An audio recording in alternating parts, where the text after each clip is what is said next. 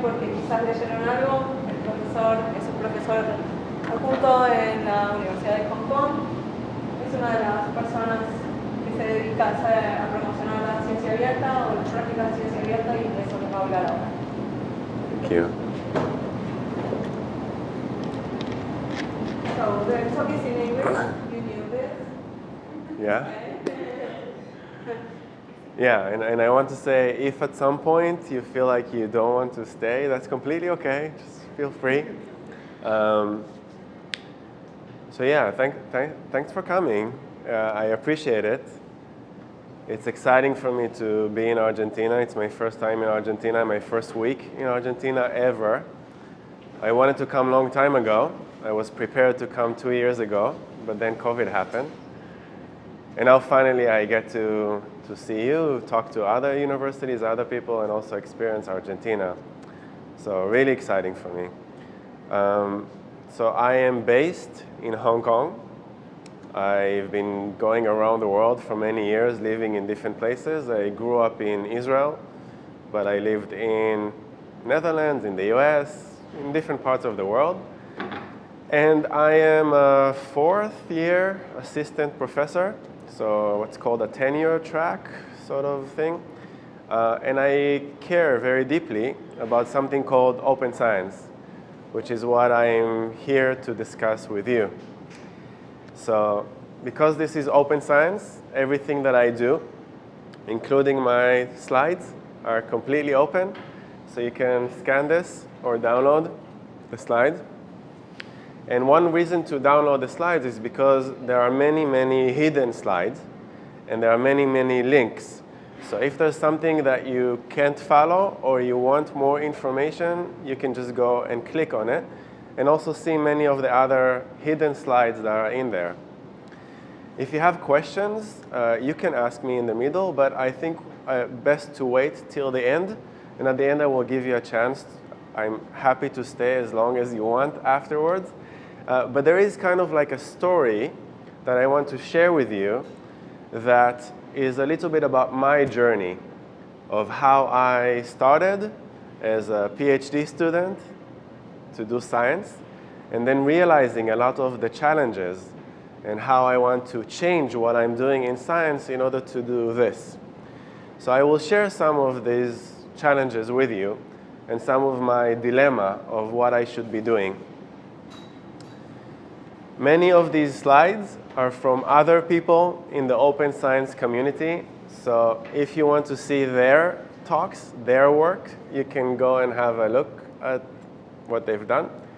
Plus, because of the pandemic, I used to be very shy and not share everything. Never had a recording 2 years ago. But because of Zoom, because of the pandemic, they record me anyway. I just say, okay, let's just put everything on YouTube. So starting from 2 years ago, I started to put everything on YouTube. And then I realized it's very good because other people can share this and other people can go back and listen. I can go back and listen. So if you want other workshops, if you care about doing a meta-analysis or how to do statistics, Jamovi, JASP, R, how to do open science replications, you can go here.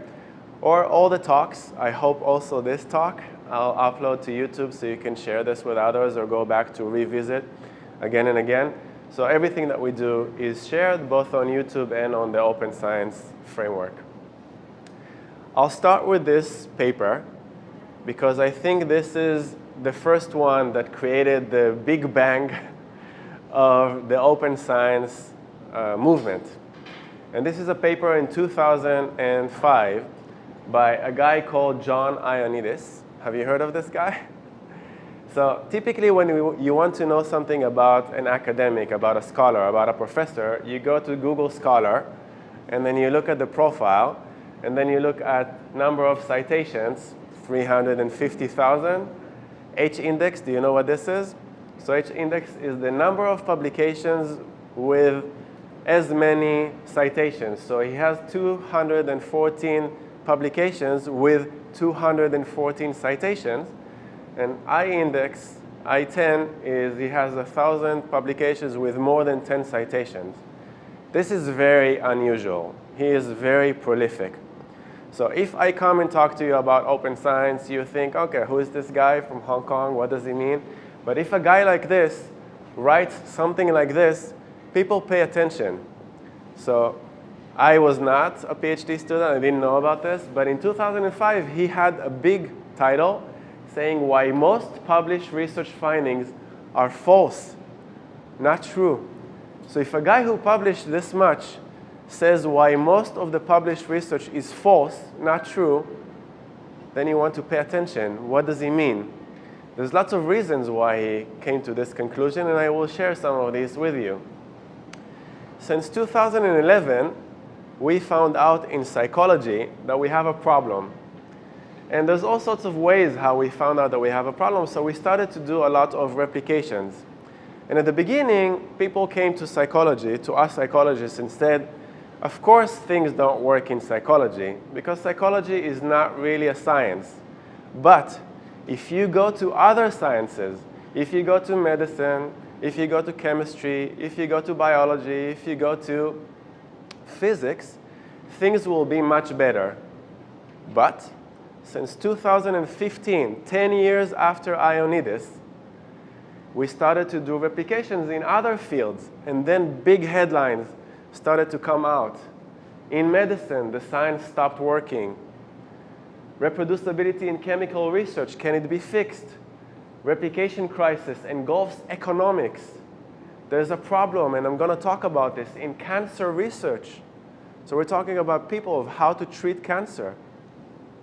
And then more recently, even in things that seem very close to math, like empirical computer science, or in physics, quantum computing also has a problem. And I think this is such a big issue that I write this. You can't really see this, but I think that every talk with students, with faculty, has to start with this, because we have an issue and we have to address this.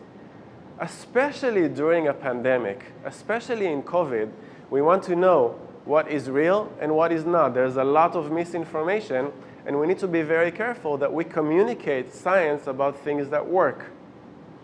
So we need to know about this. We need to talk to students about this. We need to talk faculty how to solve this. How big is this problem? It's a very big problem. So this is how I perceive this problem. This is published, I don't know if you can see this, December 2021. This just came out. And this is the biggest project, replication project that we've ever had, trying to replicate, trying to repeat again and again classic findings in cancer biology. So they started from 193 experiments. They said, we want to see if we do the same kind of experiment, are we going to get the same results in cancer biology?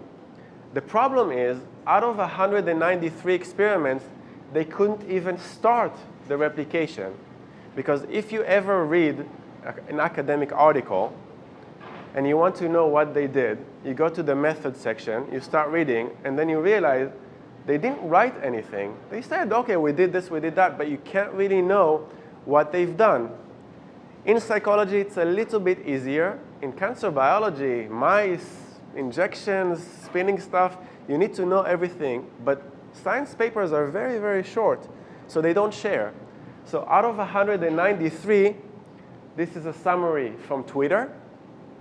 2013, they say, let's start with 50 that we think we can do. Out of 193, we can only start with 50. 5 years later, 2018, sorry, we can only try 18 of the 50 of the 193. So we started with 193. In cancer biology, we only have enough information for 18. How many of the 18 did they successfully repeat? 5 out of the 18, full replication. So it's 10%, 5 out of the 50, 5 out of the 193. And then 7 out of 18 partial replication, and then the rest, we don't really know what happened over there. We can't replicate this. So this is a big problem. And this is a summary by one of the open science community scholars saying this is a disaster. This is an earthquake. This is a big problem. And it's not just cancer biology. This is how I summarize cancer biology over here. But when we look at neuroscience of the brain, if we look at all sorts of preclinical cancer research that we tried, so these are companies that wanted to know how reliable is academic research, and they tried to repeat this. What are the replication rates? 1 to 0.2%, 11 to 25%. The only thing that we know from neuroscience, 6%. So we don't know a lot, but the little that we do know shows a big problem. The reason why we don't know a lot is because we don't do replications. The replications are the essence of science. How do we know if something is reliable? We repeat this again and again. We don't just take it for granted that something works. We need to make sure again and again. But we don't do replications. Why don't we do replications? Because the journals that we submit to only care about new, exciting, something that will show that you're different. If you just repeat what the other person said, you say, no contribution, reject. So nobody really wanted to do replications. So up until 2011, nobody tried to do this. And when we tried to do this, we realized, what are these rates? This is horrible. This is just came out. It's a little bit difficult to see within this screen, but I'll just give you the summary over here. They decided to try and estimate what the effects are for neuroscience and for brain imaging and all sorts of things that are related to brain-related studies. And they found out, not surprisingly, that the effects are much smaller than previously thought, and that most of the findings, just like Ioannidis said in 2005, most of the samples are very, very small. Because if you want to do a study about brain, to do scanning, put somebody in the scanner, you can do 5 participants, 10 participants, 40 if you're really rich, but it costs a lot of money. It requires a lot of time, so samples are very small. Cancer biology, same thing. Samples are very small. Developmental, educational, psychology, samples are very small. So we kept doing studies on very, very small samples, and then we found a lot of noise. So it's no wonder that many of these things don't replicate. This is another summary, also brain-related issues. I'm going to skip this for now. Question is, what's happening with psychology? What's happening with my field in social psychology? So in 2011, a few things happened. We had one big fraud case of a dean in a famous university in the Netherlands that has, I think, 50 retractions so far. So he made up all of the data. And then we had another very famous paper that was published in one of our best journals about how people can feel the future, which is something that we know from physics is impossible. So how can somebody publish a finding that we know is impossible in one of our top journals? Something is off.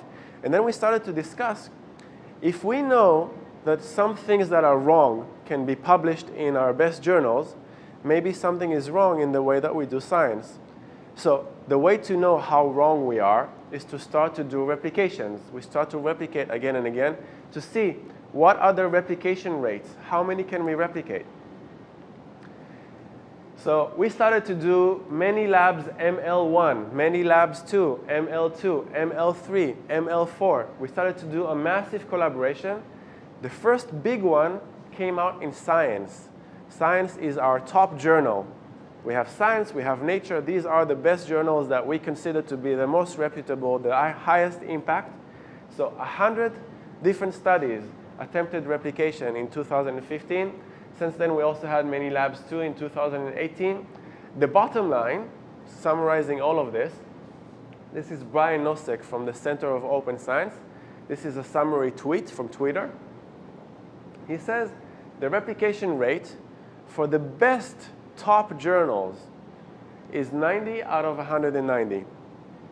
And in the ones that replicate, in those 90 that do replicate, the effect size, the impact of the intervention is about half of what was published. So first of all, about half doesn't replicate. In what replicates, the effect seems to be half of what is originally published. And these are our best journals. So I don't know how you feel about this, but for me in 2015, this is amazing. I don't know what is happening. This is not what I expected to find when I started to do my PhD. I thought that I'm coming into a solid science. I just need to do good work. But then what can I build my research on if I don't know what is reliable and what is not reliable? My summary, after almost a decade, from 2011 until now, of doing replications in social psychology, is the replication rate is somewhere between 30% to 50%, and the effect size is about half. So already, when they asked me to teach social psychology at University of Hong Kong, they gave me a textbook and they say, please teach this. When I flip through the textbook, every other page, there is something that I know doesn't replicate. So I took the textbook and I put it aside, and I decided to do something different. This is my summary of the situation. When I give this talk, especially with senior scholars, they have a problem. They don't agree with me. They think that maybe I'm exaggerating. They think that there is no crisis. They think that there is no problem. So my message to the senior scholars, or anybody who has doubts about this, is it's completely okay to have doubts. Let's talk about this. You show me your evidence, I will show you my evidence, we have a discussion. But generally, I think that by now we have enough evidence to be a little bit worried. And what I am concluding is that I am convinced that there is some kind of crisis and we need to do better. In any case, it's always good as a science to self-reflect, to examine how we do science, and it's always good to improve. So sometimes when somebody pushes back and says, but why? But why do we need to change? I'm saying this reminds me a little bit of global warming, climate change, where people talk about green jobs, renewables, clean water, clean air, healthy children, and then somebody yells, but what if this is all a big hoax and we create a better world for nothing? Like, let's just create a better world. We all want clean air, clean water, regardless of whether you agree on this or not. Same thing with open science. It's like we're talking about how do we improve the use of statistics? How do we share data? How do we do more transparency, open access, so all of you can access all of the articles? And then somebody says, but what if this is all a big hoax and there is no crisis? Like, let's just make a better world. Let's just improve science. So I see some similar themes here, and just generally, I think it's always good to learn and improve. Some people say, but you know, maybe this is just psychology. And I'm saying, no, it's not just psychology. Now we know from cancer biology and other fields, this is not just psychology. Some people say, this is not going to affect me. You are affected if you rely on science. Electricity, technology, internet, PowerPoint, everything that we do relies on technology and on science. So we are all stakeholders in science working well. Some people say, I know that my research or this research replicates. And then my question is, how do you know? Do you have evidence? Let's just try and replicate this, and then we'll see. And we'll see there's hundreds of publications. You know, we've seen this again and again. Therefore, we know that this works. Now, unfortunately, we know that this is not the case. Even if you have hundreds of publications about something working, not necessarily that this works, and I'll show you why. So we have all these things, but in order to know how well the science works, we have to use scientific methods to study science. That's the nice thing about science that differentiates it from everything else. The science is able to evolve and improve and do better every time. And we need to also examine how researchers are actually doing science. When they say that they're doing science, what are they doing? So here's an example from the Netherlands. 10 years after the big fraud case in 2011, actually they had 3 big fraud cases. How many people are doing fraud? So we ask researchers, are you doing fraud? So you already understand, if we're asking people if they're doing fraud, if they're good fraudsters, they won't say that they're doing fraud. But, surprising for us, 4.3% and 4.2% say that they're doing fraud 10 years after. So we already know that 5% of the researchers are actually fabricating data. But even more important than this is that you have 51.3% of researchers that are saying that they're frequently engaging in something called questionable research practices. There's lots of questionable research practices. I'll give you just one example. Let's say that I create a vaccine for COVID, and I invested $1 billion US, and I need to get back return on my investment. And I run 100 studies, but only 2 out of the 100 studies shows that this vaccine works. To get a publication or to get this approved, the only thing I need to do is take the 98 that don't work, hide it in my file drawer, and only submit the 2 that worked. This is questionable research practices because all of us want to know all the 100, the 2 that worked, and the 98 that don't work, right? So we all want to have a full picture, but some of the things that researchers do is that they conduct a lot of studies, but they only submit the ones that work.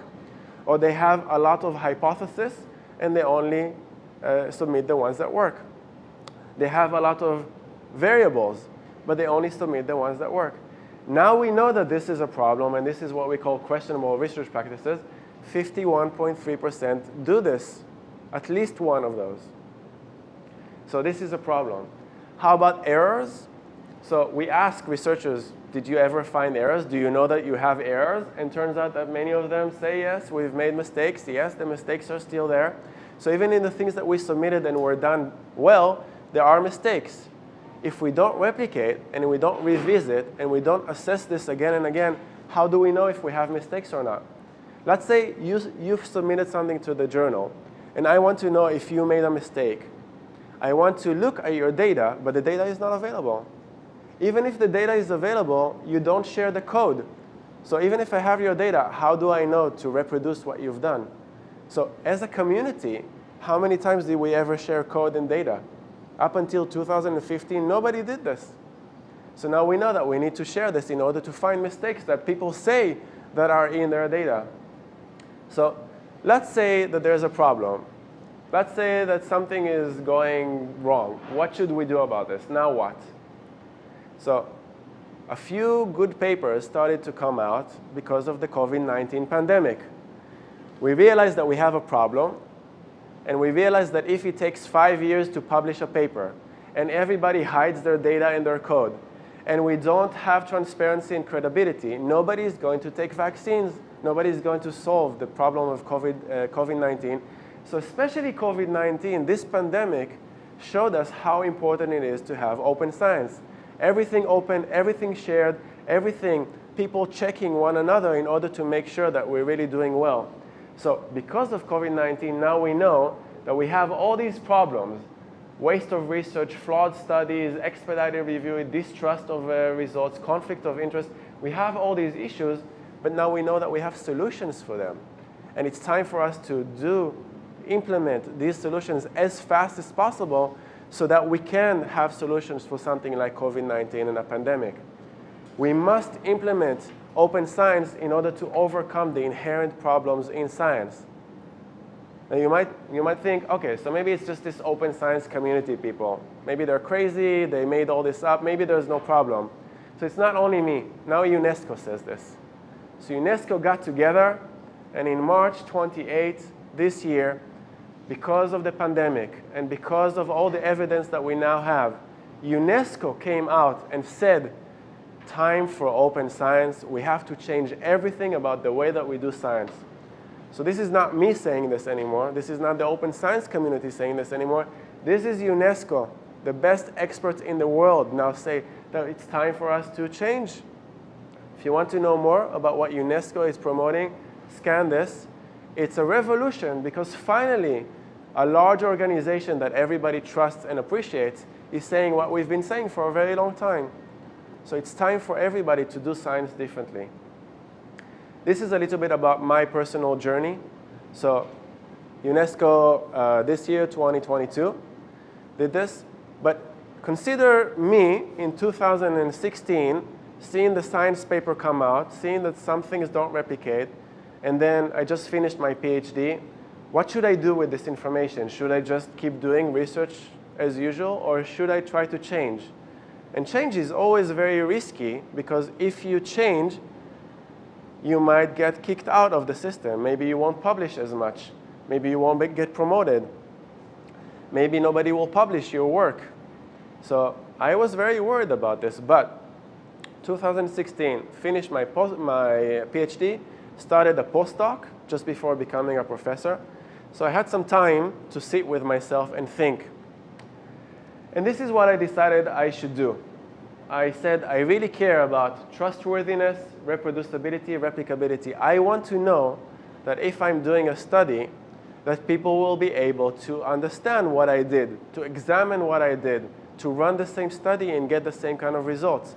I really care about this because if I don't have this, I don't think that what I'm doing is trustworthy. So this is important. This is my goal. How to do this? First and most important thing, I need to be completely open about everything that I do.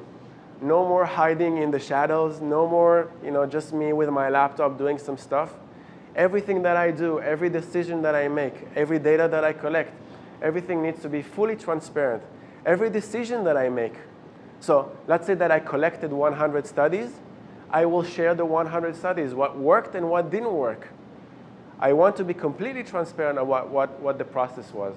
In addition, instead of just me working with myself in a room, is have collaboration and have a community. Nobody can solve pandemic COVID-19 alone, working in a room. We need to have the power of community. One of the reasons why I'm here, not just sitting in Hong Kong, is because I feel like we have to work together wherever we are in the world. We have to open things up, not just about COVID, but also about psychology. We need to get to know each other. We need to start collaborating. So we really need to do this. All this is a bit technical, but doing pre-registrations, doing more replications, and sharing everything, having open access, preprints, so that you can access, you are the taxpayers, you pay my salary, you pay for my funding, and then what actually happens is that I take all my research and I give this to publishers, so you need to pay $5,000 to access what you already paid for. So open access is very important. You need to be able to access information. If there's information about COVID-19, you want to know this information, not to have to pay $5,000 to access something so that some publisher can make some money. So a lot of things, decisions that I've made. Another big decision is that I'm not going to try anything new anymore because a lot of things have been done in social psychology. And I want to know what works and what doesn't work. In order to do this, I decided that with my students and in my career path, I'm going to start just by doing pre-registered replication. So I'm going to repeat and then pre-registered meta-analysis. A meta-analysis, what a meta-analysis does is it looks at an entire literature. Let's say you have 100 studies published in the literature, takes all of this, tries to get unpublished findings from people who have not published, and then try to come to a summary of everything together. What are they saying? So not a single study here, a single study there, not just things that are published, but also things that are unpublished, and then come to a conclusion. In 2017, I started to do this with one of my students. And the students came to me and they asked me, so what is a replication? I said, I don't know. I've never run a replication. Nobody's running replications. I don't know how to do this. What is a pre-registration? I said, I don't know. I've never run a pre-registration. I have no clue. But what I asked them to do is to go on ResearchGate, which is kind of like Facebook for academics, and tell everybody that the aim of my project, we didn't do anything. This is before we did anything. So Lucas over here was one of my first students, and he wrote on ResearchGate, the aim of this project is to conduct a pre-registered replication and meta-analysis on something.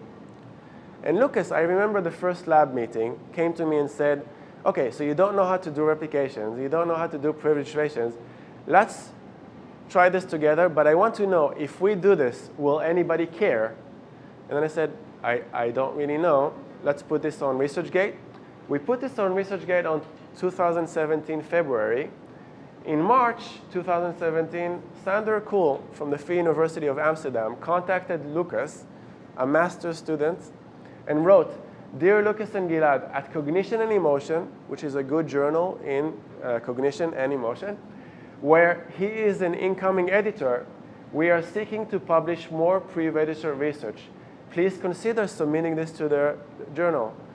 So I'm very surprised by this. Lucas comes very excited and he says, somebody's going to publish my thesis.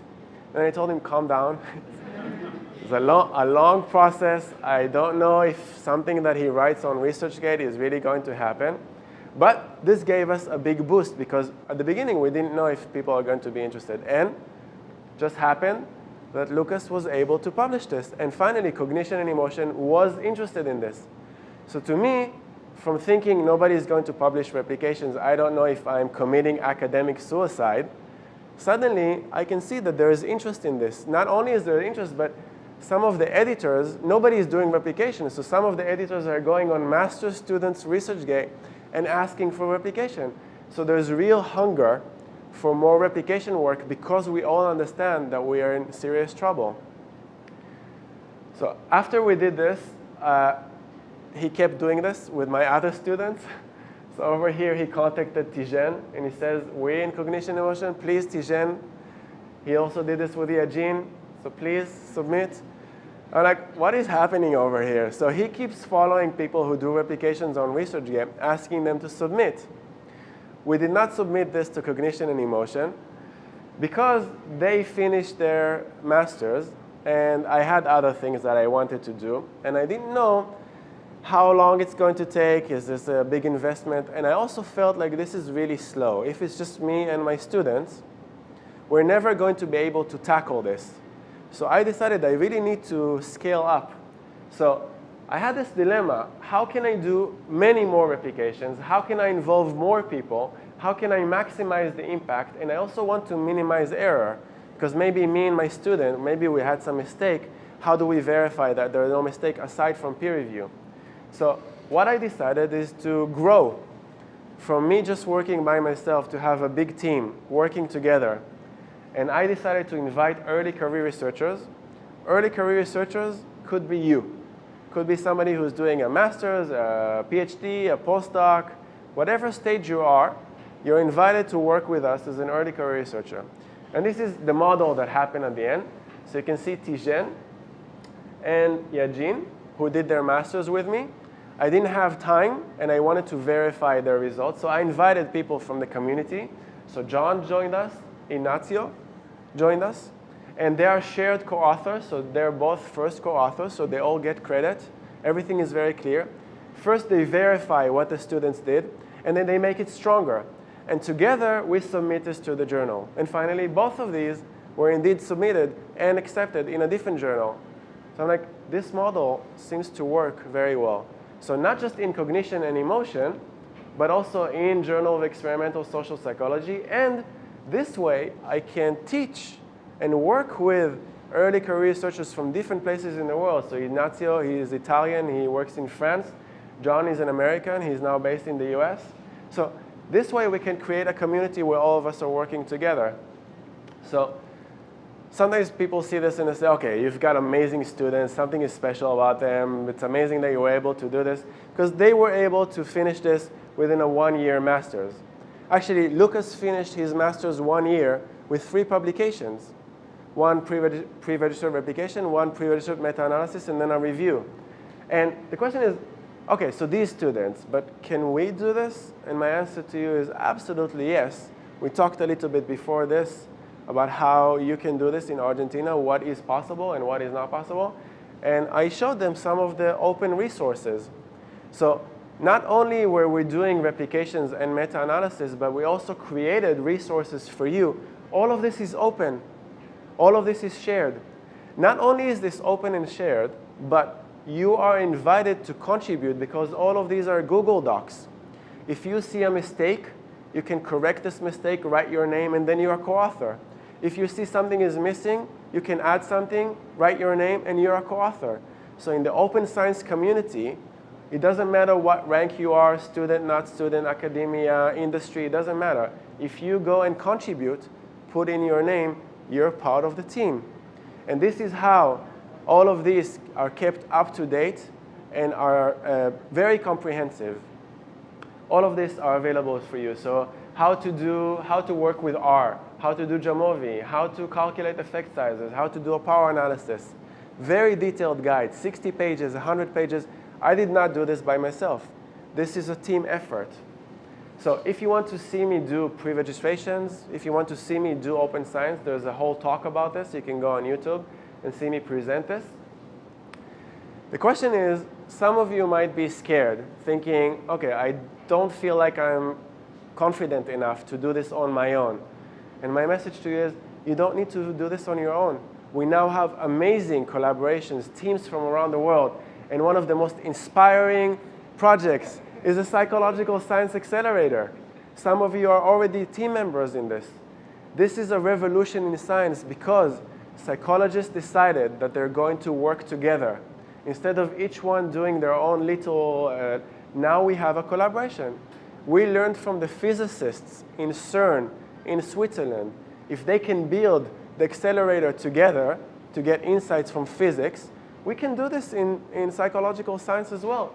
So you can see the number of people who are on this paper. This is how we work in the open science collaboration. Hundreds of authors, completely okay.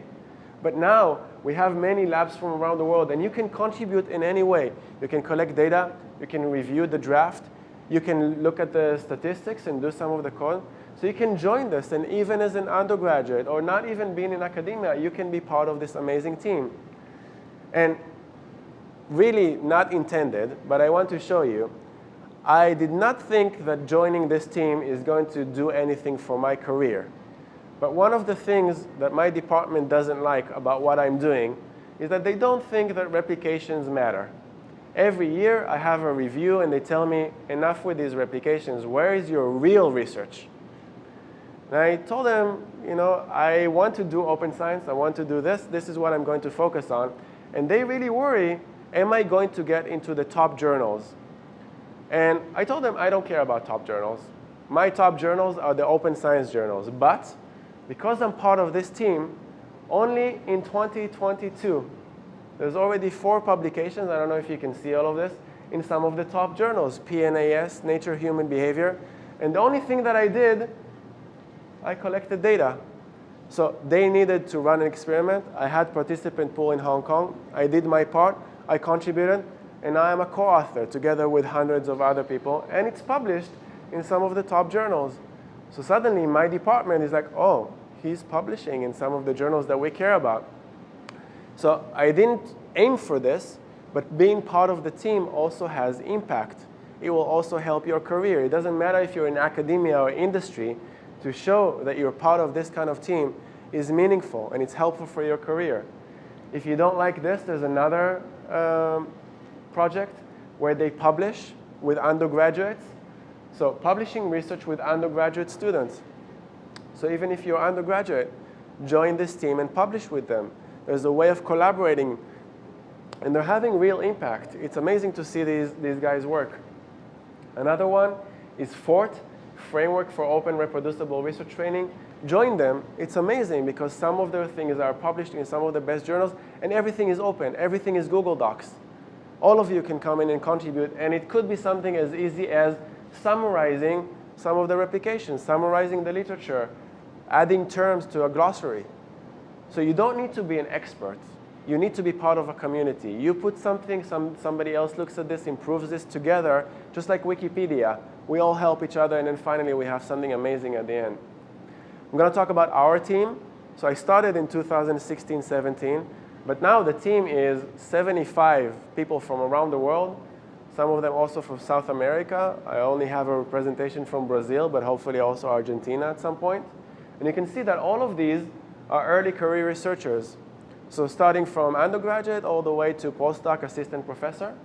I had 36 guided thesis students and a lot of everybody in my course. All the undergraduates in my courses do real science projects. So all these people are part of the team. All these are my collaborators. So we have our own international team over here. In the last 4 years, since my postdoc, we conducted a lot of replications. How many? We finished 80 and 40 are in process, so 120. One little lab from Hong Kong did 120 because of the power of collaboration. And we did this with almost no funding. I did not receive any research funding. All the funding that I got was from teaching. They liked what I'm doing with students, so they funded my teaching. And I took the teaching funding and I put it to data collection. But all of this was done with very minimal funding. This is how we do this. I'm not going to go into the process of all of this, but you can go. We have a very detailed guide about all this. But generally, we have, in my courses, 2 groups of 2 students working independently on replicating one target.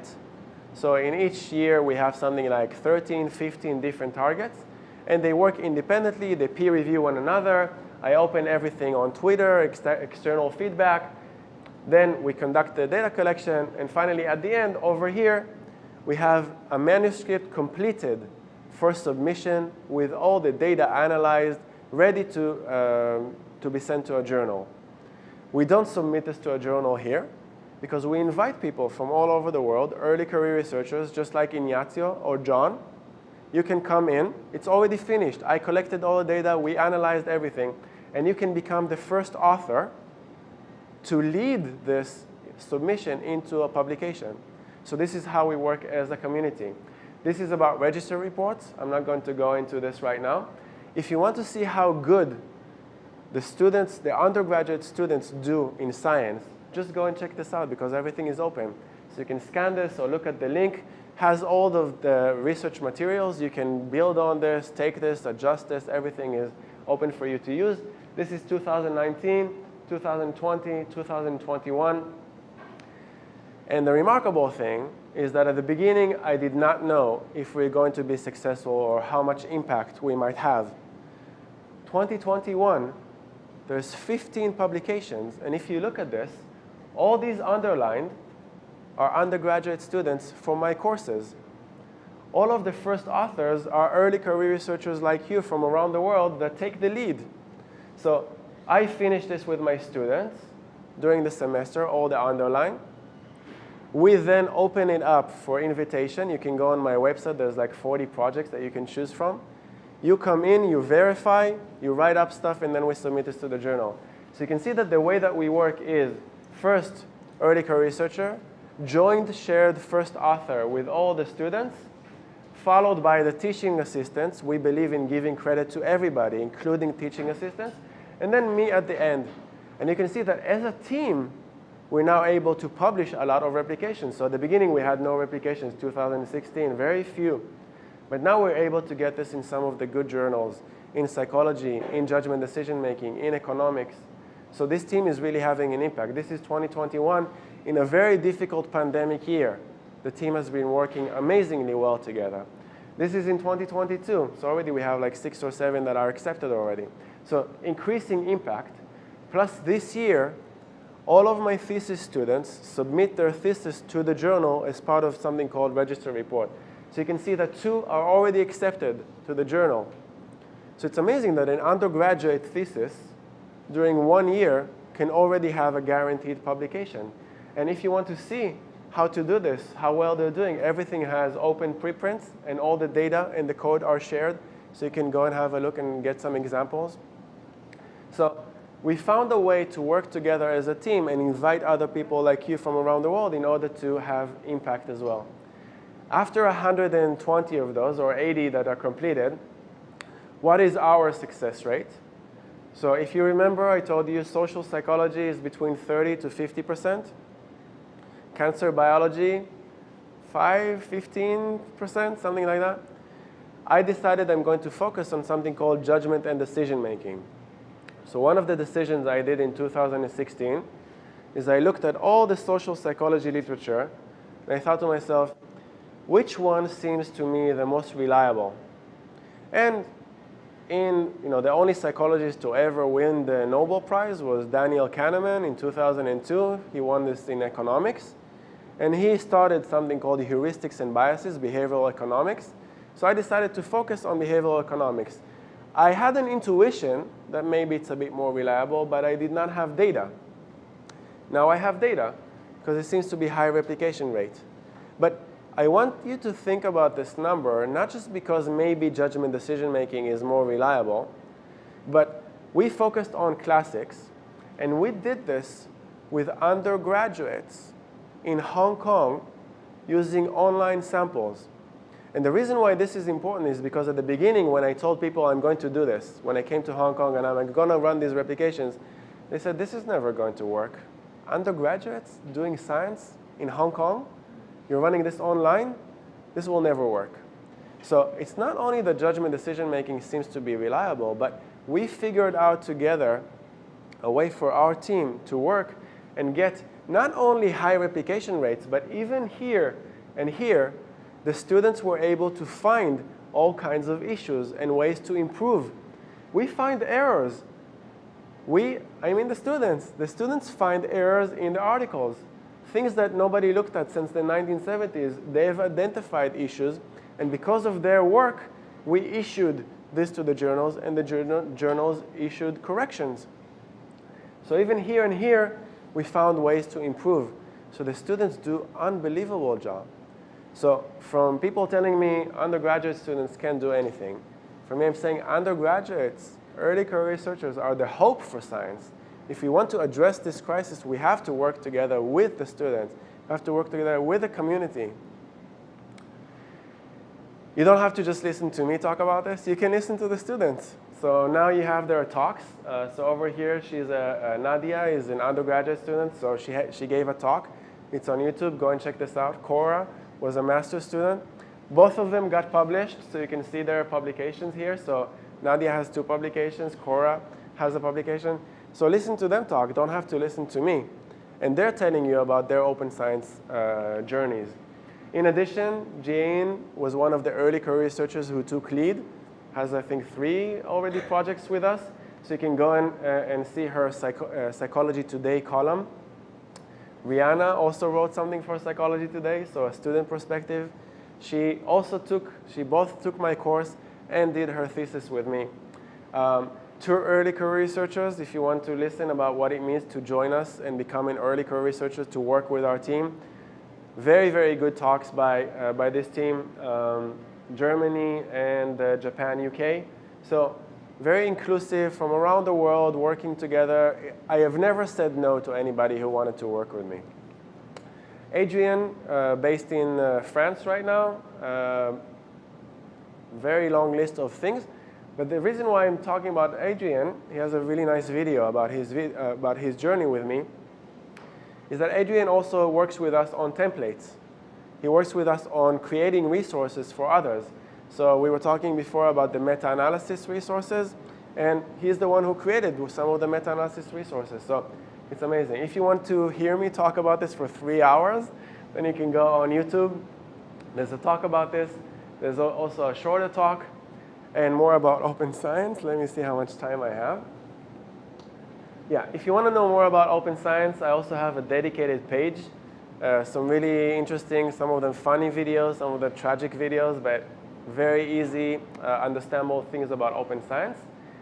And the biggest revolution, I think, that's happening right now is something called the register reports. And I'll talk about this and I'll finish with this section. Because I really think for the first time in the history of science, we have a way of solving almost all of the issues with science. Unfortunately, there's lots of reasons why people are not moving to this. So I'm hoping that after this, you will at least consider this to be an option for you to try if you aim to go to academia. If you want to hear me talk about this for 3 hours, there's another workshop. But right now, the reason why we have so many problems and why the replication rates are so low is because there are inherent systematic biases in the literature. For example, this is the traditional model. The way that peer review works right now in science is that me as a researcher, I develop the idea, I design the study, I go and I collect the data, I write it up, and then I submit this to peer review. This is a broken system. Why is it broken? Because the peer reviewers, if they don't like my results, if the results are not amazing, if they're not showing support for evidence for something, then they get rejected, and then they go into the file drawer, and then they disappear. So there's lots of biases because peer reviewers are not objective. They reject because of all sorts of reasons that have nothing to do with the rigor, have nothing to do with the methods. They have everything to do about the outcome. And we know, I study judgment decision making, that looking at the outcome shifts your evaluation of how good the research is. It's like if you didn't find something, you're not a good researcher because the people at Princeton, they found stuff. Why can't you find stuff in Hong Kong? Maybe something is wrong about you. So here we get a lot of rejections that have nothing to do with the methods. They have a lot to do with the outcomes or biases about where you're from. Maybe we don't like people from Argentina. Maybe your English is not so great. Therefore, reject. This is a big problem. How to solve this? Registered reports is the way that science should be.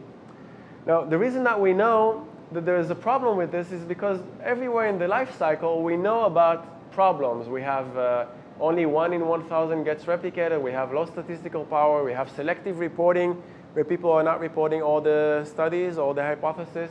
We have a lot of issues. But registered reports has the promise of getting us away from all these issues. The first peer review happens after the design of the study. So you don't have any outcomes. You don't know what the outcomes are going to be. So peer reviewers, for the first time in history of science, only evaluate the methods. And they need to comment, are the methods solid or not solid?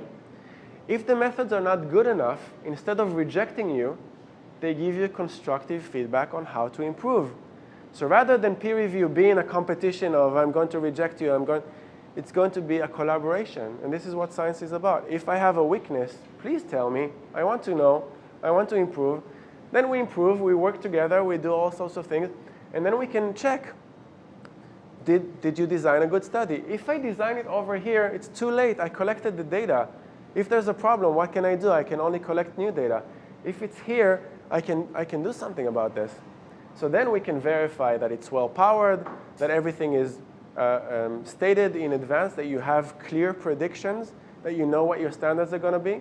If you develop a vaccine for COVID-19, how do you measure success? What is the rate that you're aiming for? Peer review second, okay, I just want to say, after you both agree, you, the reviewers, and the editor, agree that this is the best plan, the journal gives you something in principle acceptance. In principle acceptance means it doesn't matter what the outcome is, this will get published. Even if you don't find support for your predictions, it will get published. So suddenly there's no outcome bias. There's no everything works. It's complicated, you know? So peer review in the second stage is only to make sure that you follow the plan. They cannot reject you because now they think the methods are not good enough. They already agreed on the methods. So there's no reason for, and they also contributed because they gave you feedback.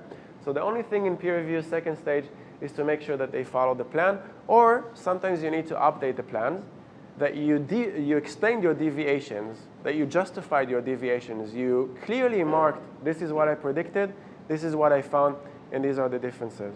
So this is a big revolution because instead of all these problems, now we have a system that doesn't have any publication bias, has good rigorous methods and well-powered studies. And to summarize everything of what's happening in science right now, this is by Chris Chambers, who started Register Reports, is that if I look at status quo research, if I look at a published finding right now that doesn't have pre-registration, that doesn't have open science, doesn't share the materials in the code, to me, this is barely worth a mention. If I see a number of studies, maybe I update this a little bit. But to me, it doesn't matter very much because we don't know what replicates and what doesn't replicate. A little bit higher is those who share their open their data and materials. So let's say I see a COVID-19 vaccine that is like this. I'm like, I don't know what this means. But if they share their data and their materials and what they did in the process, I trust this a little bit more. If they pre-registered, before they started the data collection, they already shared the plan, and now we can see what the plan was because there's a timestamp, a public timestamp, and then I can compare this to what they actually did. I trust this a little bit more. And then we have register reports. So peer review over the plan. I trust this higher, and the best evidence maybe in a decade we'll have this is a meta-analysis, aggregation of all the register reports together. I added a few more to that, but we're not going to go into this.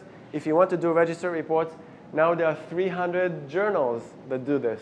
So this is the growth from 2013. Started with Chris Chambers in Cortex. suddenly you see more and more journals understand that this is the future of science. And now we have even the big players coming in. Even Nature Human Behavior, or some of the big players, the big publishers, also getting on this, because this is really the future. This is what we need to do.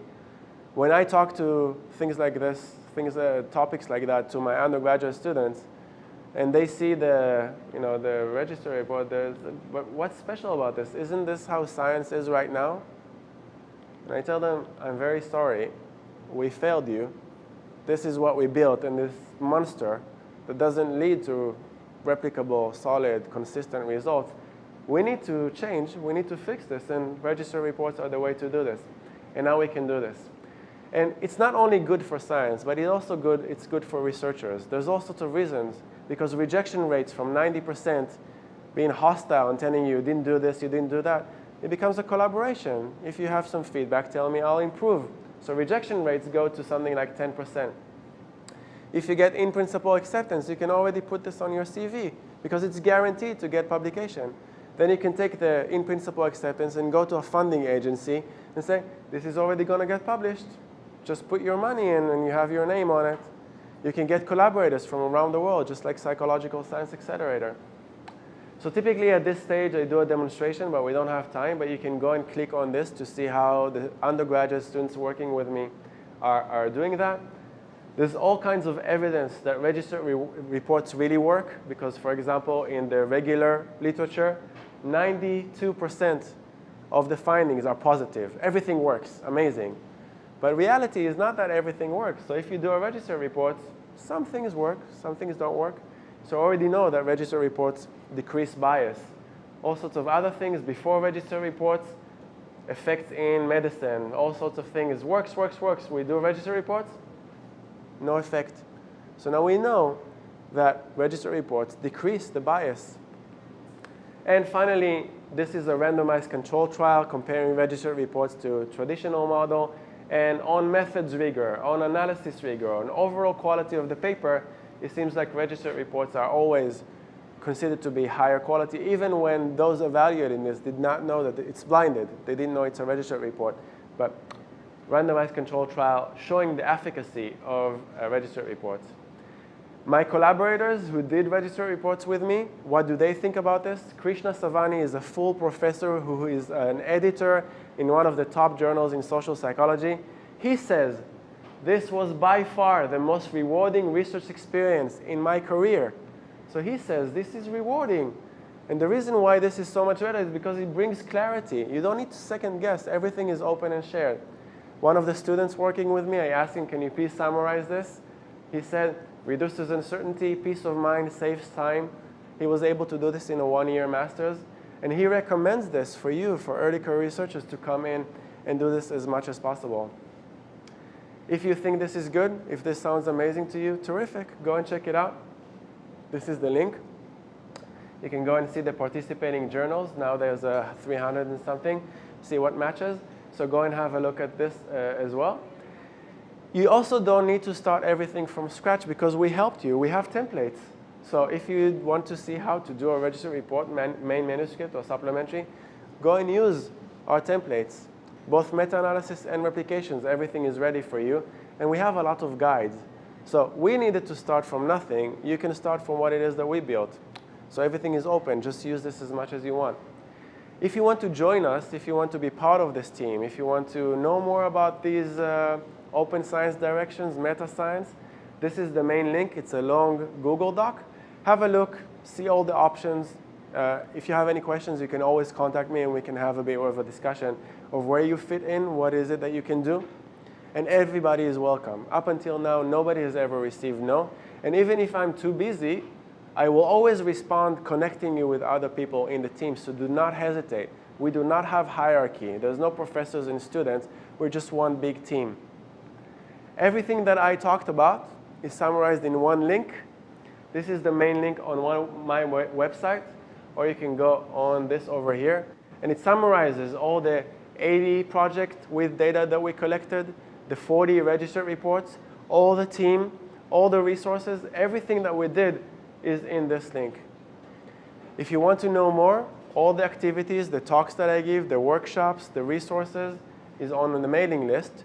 Every 2 months, I give an update of what it is that we're doing. So if you want to keep up to date, go and register over here. I'm very active on Twitter. This is how we met. This is why I'm here. I was in Chile. She saw in Chile. She said, how about come to Argentina? I'm like, hell yeah, I'll come to Argentina. So Open Science community on Twitter, very active, very supportive. Lots of amazing things happen. My website. But if you want something more personal, for us to communicate a bit more privately, this is my email. I try to be very responsive.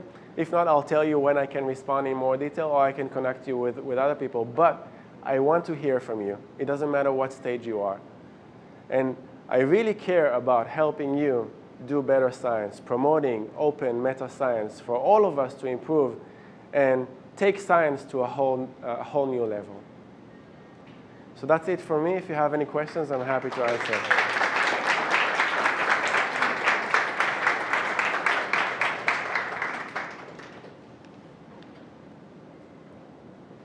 So the next step is Social network? of science. Yeah, what do you want to do in the social network? Maybe we're doing this already. You can obscure people and agendas of that. And you can really do all the science from that.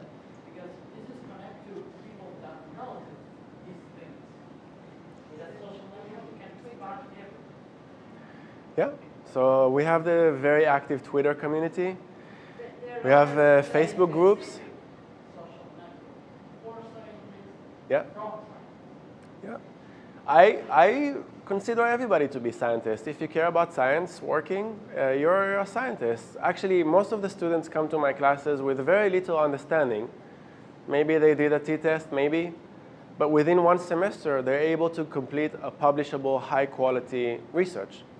I think we need to make science more accessible, and we need to give people the confidence that they can partake in science. We have so many stakeholders in science that are not included. So the dichotomy of who is a scientist and who is not, I'm not sure about this, but I would like to invite as many people as possible to coordinate, collaborate, communicate, to be connected in a network where everybody feels included and part of a process. So we do this a little bit on Twitter. We do this a bit on Facebook. We have ResearchGate. We have this amazing, I recommend for you. Are you going to SIPS? Not So, going. not going, remote. Remote. You can do remote. So one of the things so I don't like regular conferences.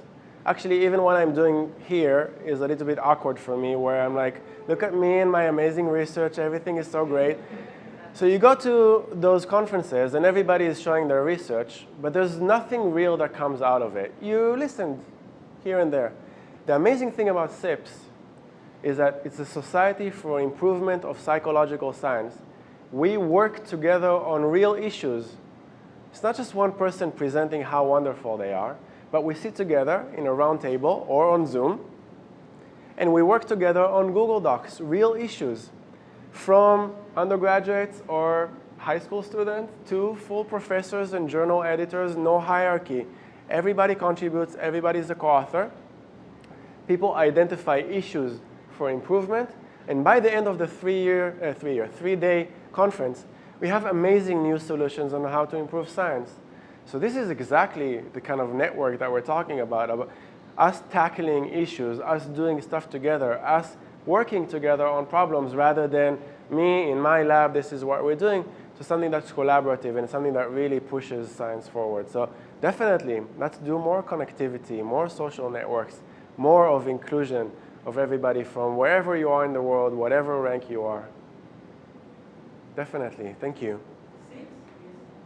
SIPS, S-I-P-S, Society for Improvement of Psychological Science. What date is it? End of June, right? You told me, end of June. End of June. In Canada. So you can participate remotely. I think for students it's no fees or something like that. Or you can come in, I think it's British Victoria. It's next to Vancouver. But you don't have to. The last 2 years I participated virtually, and it was amazing. It's really an inspiring thing to see early career researchers and students making a real change in science. Amazing collaboration. The Psychological Science Accelerator came out of that. Many amazing, CREP came out of that. Many amazing projects started from SIPS. So if you have some time, if you just want to see something amazing happening, just sign up for SIPs.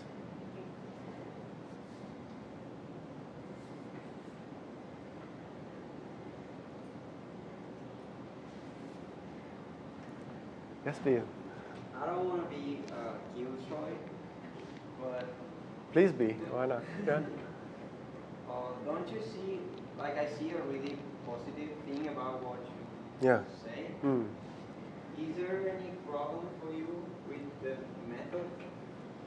Like, I see the possibility of people that don't really contribute to the problem. I don't know. Like, my question is, Yeah. don't you see that there could be a problem if you could give everyone access to science? I'm not saying it should or shouldn't be. Like, I really like what you're saying, Yeah. but it could be a problem. Yeah, it could be. This reminds me a little bit.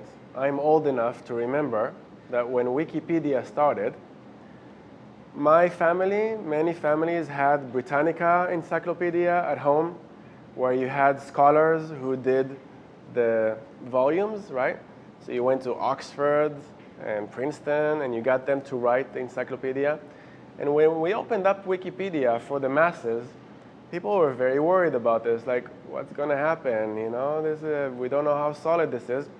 And Wikipedia is not perfect, but it's amazing, and it keeps improving all the time. So the nice thing about this process of open science and including as many as possible, definitely going to be challenges. We still don't know how to do this well, but we already know that the impact is going to be amazing because we can do a lot more together, but we also need to keep our eye and make sure that we know what the challenges are. And we need to keep improving, we need to keep assessing, we need to make sure. Also with Wikipedia, you know, we can't just sit still because now people misinformation and bots and editor wars and all sorts of things. We need to know how to protect science. We need to know how to protect something like Wikipedia. But nobody is reading Britannica anymore. Wikipedia is the de facto way of looking up information and having authorities, a source of information. And we can do something similar about this in science. In general, the more things are open, the more people are checking one another, the more discussion that we have, the more likely it is that we're going to get closer to the truth. If we just leave this to a group of experts that need to get a PhD or whatever, need to be from Princeton and Oxford, we're not going to solve something like COVID. We're not going to solve climate change. This is not fast enough, it's not inclusive enough, and there are inherent biases, and we need to learn how to overcome those. So for me, as open as possible, but we need to be careful, need to reassess, need to re-examine, and be very, very wary that maybe there's going to be some issues, so you don't just do one thing and rest. You keep working on it all the time. And we need people to be joy killers, to tell us where we're doing wrong, because it's very easy for us to think that we're, part of the thing in the open science community, one of the things that we worry about is that we don't have enough voices, because we're in our own bubble. So positive, positive, great, you're doing amazing, all of that. We want somebody to come from the side and tell us, you need to be careful because you're not doing this well. This is why it's so important for me to meet as many people as possible in order to make sure that I'm not living in a bubble. I don't want this to be like institutionalized or a religion of some sort. I want this to be open for everybody to come and contribute so we can build on the diversity and the inclusion. But it's a very good point. There are dangers, and we need to know what those dangers are. So thank you. Yes, please. Yeah, considering how mass media is always speaking to everyone and how bias is always acting up on the normal populace, Yeah. how can we as psychologists bring the information of open science to the normal person that is always encountering fake news? Yeah. Stuff that is always getting in the way, with the fact that Yeah, I think this is one of the biggest challenges that we're facing right now, especially the past few years. It's like misinformation. People don't trust anything anymore. Everything is open for debate. Everything is subjective. So it's very hard for us. Sometimes people tell me you shouldn't talk about this out loud because people will then not trust science anymore. And my view is that we need to share this as much as possible because this is what differentiates us from everybody else who just believes everything blindly. We have the ability to assess and reassess and improve on our practices, but there are dangers because some people will say, okay, so nothing works in science. We shouldn't believe anything anymore. Then we will go to all the other things that are available out there. And there's a real danger in that. And I think also people are overwhelmed with information and they don't know, so who is a reliable source? What is happening? So we used to trust experts, but in the pandemic, we suddenly realized that even people who we consider to be experts, we think that if we see a YouTube video for 5 minutes, suddenly we're better than the experts. So what is expertise? What is information? What do we trust? Big issues, and I don't really have good answers for that. I can tell you something that's also very troubling for me, talking from the point of psychology. We also have a problem of updating our public information. So some things that were published long ago, now you have a TED Talk, then you have a book, and even if you correct the article, the TED Talk is still going to be there. Nobody is going to take down the TED Talk. The books are still going to be in the libraries and in people's homes. Nobody is going to take them away from that. And then how do we update everybody's information, even if we know that something doesn't replicate or something is not solid or something was fraud? Big issues and big challenges. We're trying to work on solutions, but it's not easy. For example, FORT, that I mentioned, one of the big teams, is trying to work on this, to map TED Talks. Which ones have reliable information or not? Of all the published findings, which are solid or not? So taking the textbooks in social psychology or whatever psychology and saying, the finding in this page is not good. This page looks okay. So we have teams on it, but it's too little and it's too slow. I think the big problem is the scale of the problem. And we're trying to get to some kind of ways to tackle this. I'll give you just one example. Even if you have citations, so we measure citations as whether something is reliable or not. But a citation could be, we found support. A citation could be, this is complete garbage, right? How do we know? Now we have tools like S-Cite that tries with algorithms to analyze the text and see, did they say something positive or did they say something negative? And aggregates automatically, machine learning and all of that, to say something about what is the result about this. Of all the citations of this piece of information, how much is positive in support and how much is negative. It's not a perfect tool, and it's still in development, but this is one of many tools that we're trying to do on a larger scale than just people going manually on this. So we need more good people on this. If you're in software engineering or you're doing something with machine learning or you're thinking of science on this mass scale, then we need your help. I don't have good solutions. This is good to bring up in SIPs, so you and I and others can sit together and work on this because we do need solutions. I don't have a good answer for that yet. But really good question.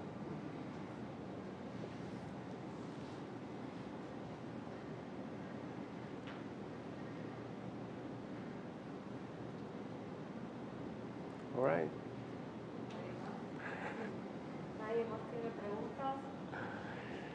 You can also ask in Spanish and then translate if you feel uncomfortable. That's also okay. Not a must.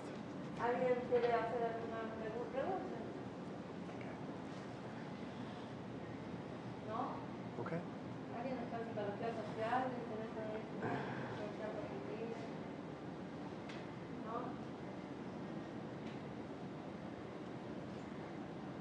All right.